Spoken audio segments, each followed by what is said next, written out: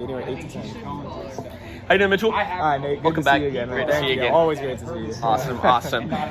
Well, we're here today. I'm so glad that you can be able to speak with me once again. Always a pleasure. And today's just kind of talk interview is mostly about what you want to change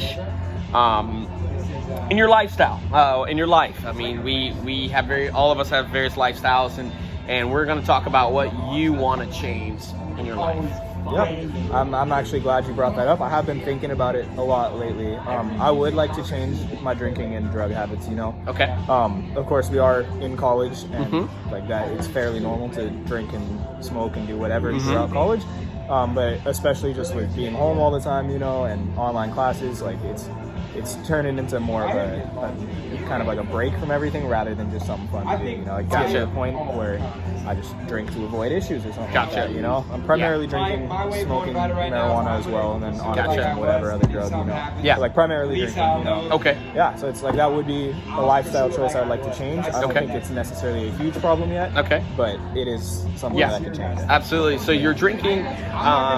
Sounds like you've been drinking for a while, and it used to be a fun thing to do, but now it's just kind of getting. It's just something to do to fill time. It's something to do. It sounds like it's become more of a habit, you would say, or yeah. Okay. I would agree. Just to provide a little context, like I mean, we know each other, so you've heard this to an extent before. But I was homeless as a youth. You know, I was homeless from about the age of 15 to 18. Gotcha. I picked up some pretty bad drinking and drug habits at that point. Like I went to my first AA meeting at 16. Like all that good shit. Stuff. Wow, every time I swear on this, I'm sorry. Yeah, that's okay. I mean, all that good stuff. It makes it more real. I mean, It's honestly. real, yeah, so like, I mean, as you personally are aware, like I have had these issues in the past, and so that's almost a justification in a sense as to why I'm not as worried about my drinking now. You know, like I almost didn't graduate high school because of it in the past, and it feels much more under control now. Gotcha. But at the same time, like just today, I started drinking at 3 p.m. I didn't have work, I did have class, but I just started drinking. Like we're at Schweinhaus right now. Yeah, know? we are. Yeah, like it is easy to just kind of fall into that trap, I guess. Yes, it doesn't ever seem like a problem until it becomes a problem. Yeah. I guess. So it's something I want to kind of nip at the bud. Gotcha. And just especially building off those past experiences with struggles with alcoholism and things like that. Yeah. It runs in my family as well, you know, all that. So I'd like to nip it at the bud. Yeah. But then again, at the same time, it's been very difficult just with everything going on. There's a lot, as bad as it is to say, there's a lot to drink about. You know? There is. Yeah. And it does help alleviate a lot of that stress. It's sometimes a needed break. It's just where do you draw that line? Gotcha. And so, and you mentioned that, like I said, it's little space. It's you know, it's just something that you just kind of fall into. Am I right? Would you say that the community that you are around is maybe influences that, or is it all you? Well, that's a great question. I don't want to shift any blame to my community, you know, to being in college or to my roommates or anything. Like, I am in control of my own actions. But at the same time, of course, it is not helpful to live with some of my closest friends, you know, who also like to drink. We do drink together every day. It's not just drinking by myself. So, you know, again, I don't want to shift any blame, but it is fair to say that my settings and my just general lifestyle right now do contribute to me drinking and excess as well. And I can totally understand what you're coming from. I mean, I live with 4 other roommates as well. As a matter of fact, our roommates overlap with your roommates quite often. We do. And one of the common things that we do is drink. And so I can completely, you know, understand kind of where you're coming from. With that, which is, you know, it can be a little. It's something that's in the back of your head, and it's something that's in the back of my head as well. But I mean, we're at the age where it's like it's still one of those things where it's such a habit, and it's just we're in college, and so I totally understand where you're coming from. Absolutely. So when you're drinking, are you you're just drinking to or are you just having a fun time? That's actually a good question as well. I would say, again, in comparison to the past, like I don't drink specifically to be drunk anymore. Without going into too much detail, like, that's all I did in high school. I was averaging a bottle every day or two. Like it was to that level. You know?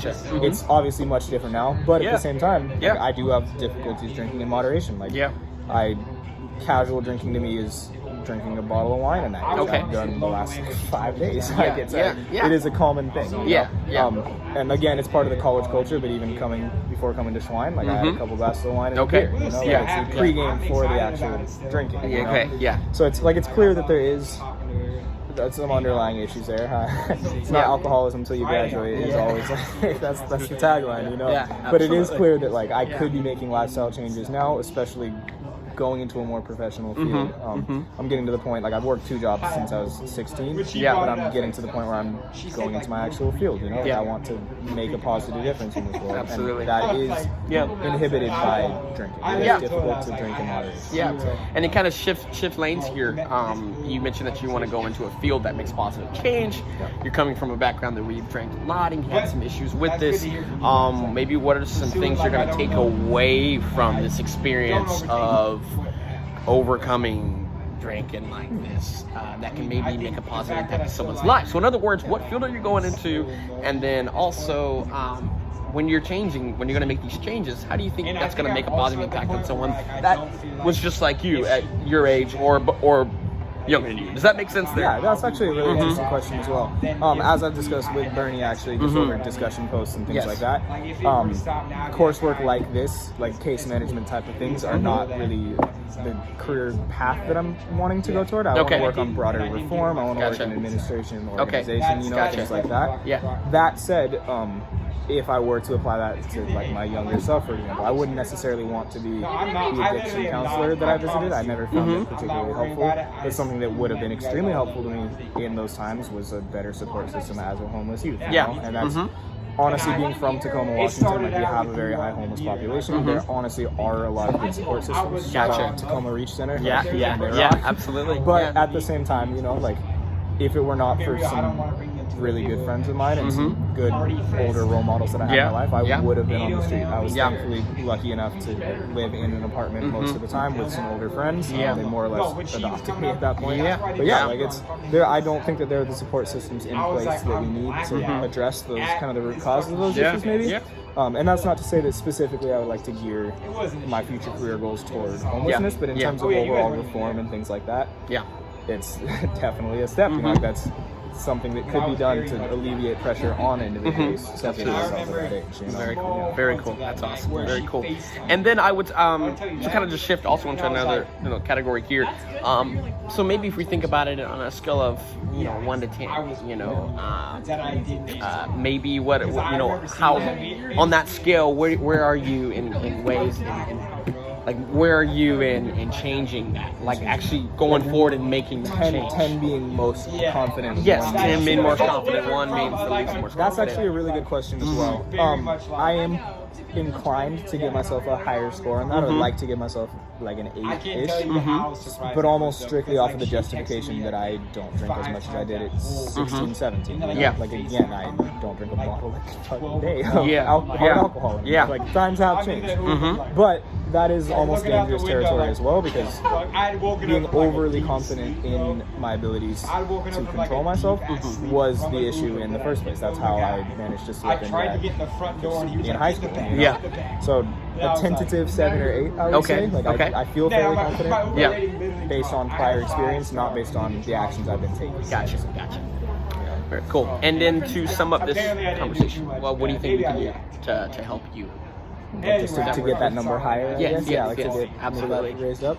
That's honestly a really good question as well. I do have a strong support system, I would say, regardless of the fact that my roommates do drink. Okay.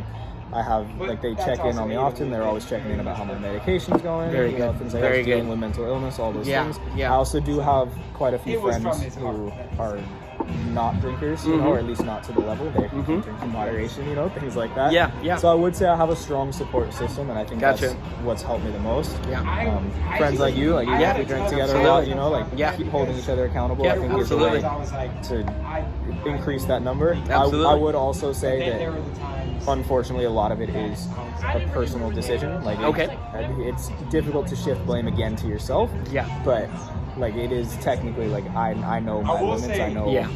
how I used to be. I am the one that can control that. I guess, Yeah, you know? So I think it's a combination of having the strength of will and like the drive to actually make a change in my life, Yes, as well absolutely. as having people that will hold me accountable and Yeah. just kind of steer me on that right path, even if they can't necessarily Yeah. control my actions. Yeah. Very cool. Well, I'm so glad that you were able to open up in this conversation. You know, everything you said today was, you know, it's great reflection. It's great thinking about, you know, what ways you can change, and I think that's very important to our mental health, and to, you know, just being the person that we want to come into. So thank you so much, Especially so Mitchell. close to graduation. Thank you Absolutely. again. Yes, thank you so much.